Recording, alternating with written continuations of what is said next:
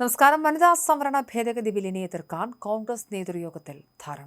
മണ്ഡല പുനർനിർണയത്തെ എതിർത്ത് വോട്ടും ചെയ്യും. തെക്കേ ഇന്ത്യയുടെ പ്രാതിനിധ്യം ഇടിയുമെന്ന കോൺഗ്രസ് നേതൃയോഗത്തിൽ വിലയിരുത്തലുണ്ടായി. ഇക്കാര്യം ചൂണ്ടിക്കാട്ടിയാണ് ബില്ലിനെ എതിർക്കാൻ തീരുമാനിക്കുന്നത്. എല്ലാ പാർട്ടികളുമായും ചർച്ച ചെയ്ത ശേഷം അന്തിമ നിലപാട് പ്രഖ്യാപിക്കുമെന്നും കോൺഗ്രസ് വ്യക്തമാക്കി. വനിതാ സംവരണ ബില്ലിനെ വിവിധ രാഷ്ട്രീയ കക്ഷികൾ എങ്ങനെ കാണുന്നു എന്നത് പ്രധാനമാണ്. പ്രതിപക്ഷ പാർട്ടികളുടെ പിന്തുണയുണ്ടെങ്കിൽ മാത്രമേ ഈ ബില്ല് പാസാക്കാൻ സർക്കാരിന് സാധിക്കൂ. കാരണം 3/2 ഭൂരിപക്ഷം ഈ ബില്ലുകൾ പാസാക്കാൻ അനിവാര്യമാണ്. ആ സാഹചര്യത്തിൽ കോൺഗ്രസ് അടക്കമുള്ള കക്ഷികൾ ഈ ബില്ലിനെ എങ്ങനെ കാണുന്നു എന്നതാണ് എല്ലാവരും ഉറ്റുനോക്കുന്നത്. കോൺഗ്രസ് 2 മണിക്കൂർ നീണ്ടുനിന്ന യോഗം ചേർന്നിരുന്നു. അതിനുശേഷം കോൺഗ്രസ് നേതൃയോഗം ഇപ്പോൾ തീരുമാനിച്ചിരിക്കുന്നത് ഈ ബില്ലിനെ എതിർത്ത് വോട്ട് ചെയ്യാനാണ്. വനിതാ സംവരണ ബിൽ എന്ന പേരിൽ ഇപ്പോൾ മണ്ഡല പുനർനിർണയം കൂടി സർക്കാർ നടപ്പാക്കുകയാണ്.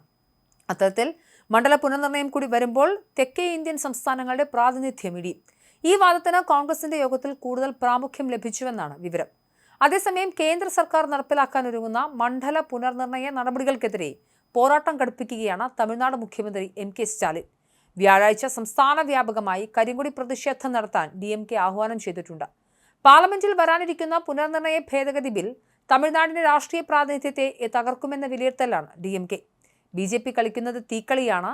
ഈ ചരിത്രപരമായ അനീതിക്കെതിരെ തമിഴ്നാട്ടിലെ വീടുകളിലും പൊതുസ്ഥലങ്ങളിലും നാളെ കരിങ്കൊടികൾ ഉയരുമെന്നും സ്റ്റാലിൻ പറഞ്ഞു. ഇന്ത്യയുടെ പുരോഗതിക്കായി പ്രയത്നിച്ച തമിഴ്നാടിനും മറ്റ് ദക്ഷിണേന്ത്യൻ സംസ്ഥാനങ്ങൾക്കും നൽകുന്ന ശിക്ഷയാണോ മണ്ഡല പുനർനിർണയമെന്നും സ്റ്റാലിൻ ചോദിച്ചു. ജനസംഖ്യ ആനുപാതികമായി മണ്ഡലങ്ങൾ പുനർനിർണയിക്കുമ്പോൾ ജനസംഖ്യാ നിയന്ത്രണം ഫലപ്രദമായി നടപ്പിലാക്കിയ തമിഴ്നാട് അടക്കമുള്ള ദക്ഷിണേന്ത്യൻ സംസ്ഥാനങ്ങൾക്ക് പാർലമെന്റിലെ സീറ്റുകൾ നഷ്ടമാകുമെന്നാണ് പ്രധാന ആശങ്ക. ജനസംഖ്യാ വർധനവ് നിയന്ത്രിക്കാത്ത ഉത്തരേന്ത്യൻ സംസ്ഥാനങ്ങൾക്ക് കൂടുതൽ രാഷ്ട്രീയ അധികാരം ലഭിക്കാൻ ഈ നീക്കം കാരണമാകുമെന്ന് ദക്ഷിണേന്ത്യൻ രാഷ്ട്രീയ പാർട്ടികളും ആരോപിക്കുന്നുണ്ട്. ബുധനാഴ്ച ഉച്ചയ്ക്ക് ഓൺലൈനിലാണ് DMK ജില്ലാ സെക്രട്ടറിമാരുടെ അടിയന്തര യോഗം സ്റ്റാലിൻ വിളിച്ചു ചേർത്തത്. ഇതിനു മുന്നോടിയായി DMK MPമാരുടെ യോഗവും ചേർന്നിരുന്നു. ബിൽ പാർലമെന്റിൽ അവതരിപ്പിക്കുകയാണെങ്കിൽ സഭയ്ക്കുള്ളിലും പുറത്തും ശക്തമായ പ്രതിഷേധമുയർത്താനാണ് പാർട്ടിയുടെ തീരുമാനം. കേന്ദ്ര സർക്കാർ ഈ നീക്കത്തിൽ നിന്നും പിന്മാറിയില്ലെങ്കിൽ വലിയ വില നൽകേണ്ടി വരുമെന്നും സ്റ്റാലിൻ മുന്നറിയിപ്പ് നൽകി. ഇന്നലെ മോദിക്കെതിരെ രൂക്ഷ വിമർശനം ഉന്നയിച്ച് സ്റ്റാലിൻ രംഗത്തെത്തിയിരുന്നു.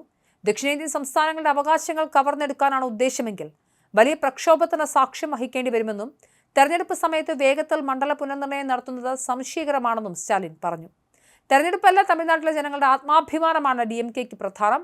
നിർബന്ധപൂർവ്വം നടപ്പാക്കാൻ ശ്രമിച്ചാൽ സംസ്ഥാനം സ്തംഭിക്കുമെന്നും സ്റ്റാലിന്റെ മുന്നറിയിപ്പുണ്ട്. രാജ്യത്ത് പൊതു തെരഞ്ഞെടുപ്പ് നടന്നുകൊണ്ടിരിക്കെ പ്രതിപക്ഷ പാർട്ടികളുമായോ സംസ്ഥാനങ്ങളുമായോ ആലോചിക്കാതെ മണ്ഡല പുനർനിർണയത്തിനായുള്ള ഭരണഘടനാ ഭേദഗതി ഏകപക്ഷീയമായി അടിച്ചേൽപ്പിക്കാനുള്ള നീക്കമാണ് നടക്കുന്നതെന്നും സ്റ്റാലിൻ ആരോപിച്ചു. കേന്ദ്ര സർക്കാരിനുള്ള തന്റെ അവസാന മുന്നറിയിപ്പാണിതെന്നും അദ്ദേഹം വ്യക്തമാക്കി. ഏപ്രിൽ 16 പാർലമെന്റിന്റെ പ്രത്യേക സമ്മേളനം വിളിച്ചു ചേർത്തിരിക്കുകയാണ്. കൃത്യമായി പറഞ്ഞാൽ തമിഴ്നാട്ടിലും പശ്ചിമ ബംഗാളിലും തെരഞ്ഞെടുപ്പ് നടക്കുന്നതിനിടയിൽ ഇത് നിർബന്ധപൂർവ്വം വിളിച്ചു ചേർത്തതാണ്. ഈ സമ്മേളനത്തിലൂടെ മണ്ഡല പുനർനിർണയവുമായി ബന്ധപ്പെട്ട ഒരു ഭരണഘടനാ ഭേദഗതി ഏകപക്ഷീയമായി അടിച്ചേൽപ്പിക്കാനാണ് കേന്ദ്ര സർക്കാർ ഉദ്ദേശിക്കുന്നത്. സുതാര്യതയോ കൂടിയാലോചനകളോ ഇല്ലാത്ത നടപടിയാണിതെന്നും സ്റ്റാലിൻ വ്യക്തമാക്കി.